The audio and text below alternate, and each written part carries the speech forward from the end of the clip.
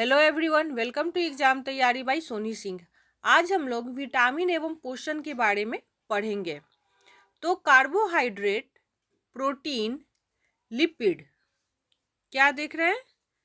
Carbohydrate, protein, lipid, nucleic अम्ल, जल, खनिज लवण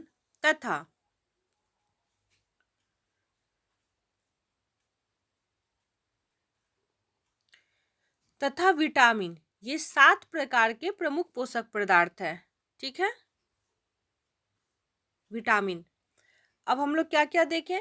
कार्बोहाइड्रेट, प्रोटीन, लिपिड, न्यूक्लिक अम्ल, जल, खनिज लवण तथा विटामिन, ये 7 प्रकार के प्रमुख पोषक तत्व हैं। इन पदार्थों में जल और खनिज, लवण अकार्बनिक पदार्थ है। कैसे पदार्थ है? अकार्बनिक पदार्थ। बाकी जो भी बचे वो सारे के सारे कार्बनिक पदार्थ हैं। तो अब इसमें कार्बनिक पदार्थ कौन कौन सा है? तो कार्बोहाइड्रेट, प्रोटीन, लिपिड, न्यूक्लिक अम्ल और विटामिन, ये सारे कार्बनिक पदार्थ हैं। कार्बोहाइड्रेट एवं वसा प्रमुख ऊर्जा उत्पादक पदार्थ है। कैसे पदार्थ है?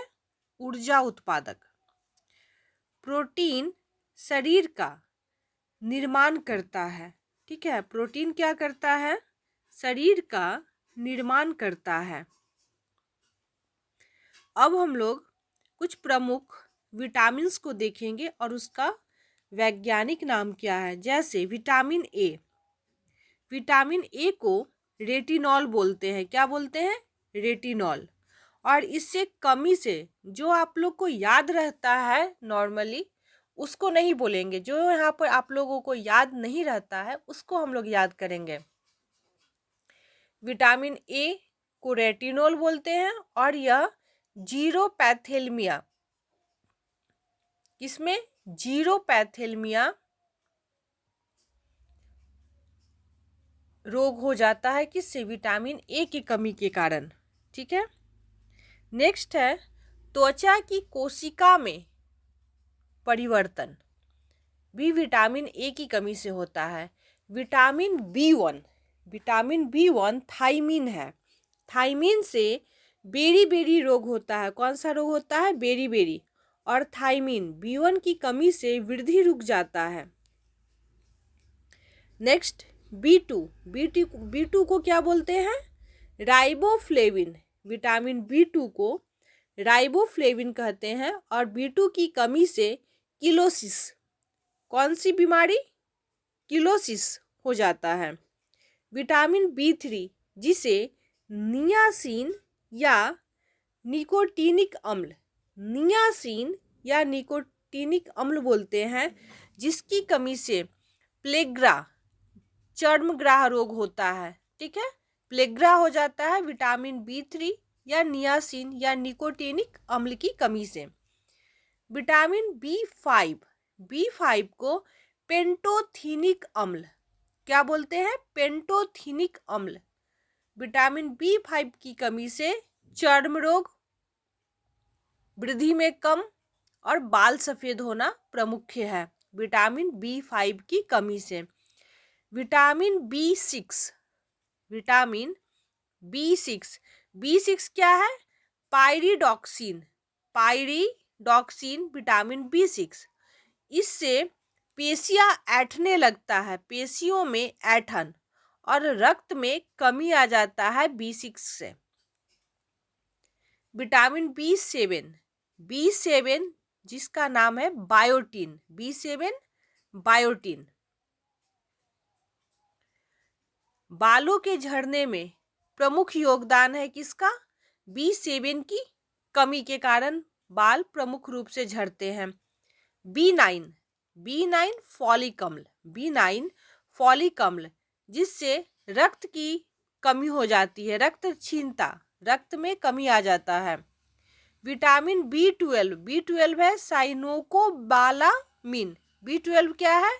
साइनोकोबालामिन, जिससे घातक रक्तहीनता, ठीक है, मतलब बहुत ज़्यादा रक्त की कमी हो जाता है किससे, विटामिन B12 की कमी से।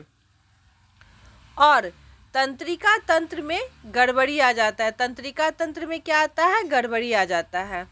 विटामिन सी, जिसको एस्कर्बिक अम्ल बोलते हैं, विटामिन सी को एस्कर्बिक अम्ल कहते हैं, और इससे की कमी से, विटामिन सी की कमी से स्कर्वी रोग होता है। कौन सा रोग, स्कर्वी रोग।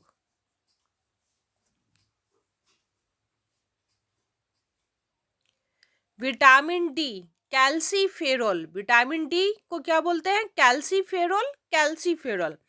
कैल्सीफेरोल से सूखा रोग हो जाता है जिसे रिकेटस कहते हैं, और ये बच्चों में होता है। और बड़ों में जो होता है सूखा रोग उसको ऑस्टियोमेलेसिया कहते हैं। क्या बोलते हैं, ऑस्टियोमेलेसिया। विटामिन ई को टोकोफेरॉल कहते हैं, विटामिन ई को टोकोफेरॉल, जिससे जनन क्षमता में कमी आ जाता है। जनन क्षमता में कमी किसके कारण आता है, विटामिन ई की कमी से। विटामिन के को नेप्थोक्यूनोन, के को क्या बोलते हैं, नेप्थोक्यूनोन।